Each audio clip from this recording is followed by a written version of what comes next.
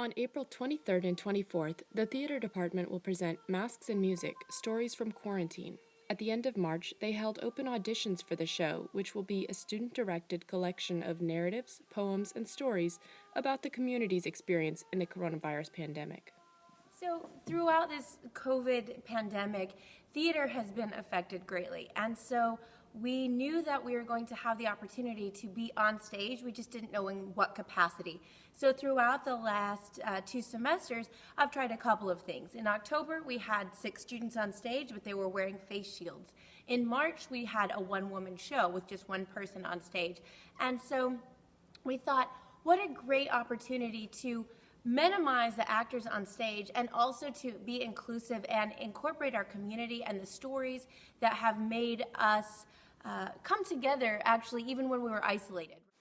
Dora Gilreath is a directing student, but she's also on staff for the Quill.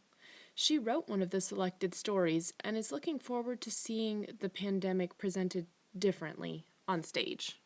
I think it's important to have it on the stage because so often it's just in this form to where it's almost depressing. We only hear it on the news, and just to hear stories from quarantine, it makes it a little bit more entertaining, and even some of these stories are going to incorporate musical numbers. Every student in Davis's directing class will be heavily involved in the production.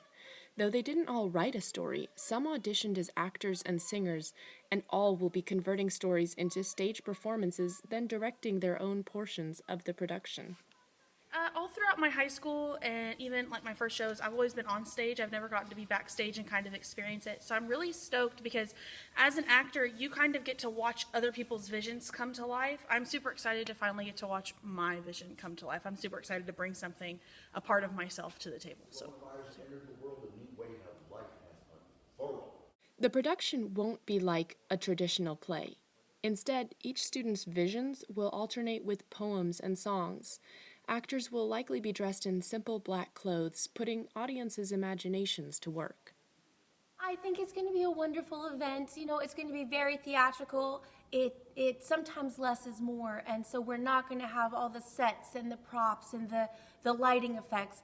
It's going to be people telling their stories. And throughout this time of isolation and uncertainty, what I've found is that storytelling and the power of spoken word and written word brings us together and helps us to connect. And overall, that was my goal with this project, was to remind us how similar we all are and how close we are even when we're distant. Reporting for the Crowder Century, this is Glory Wrights.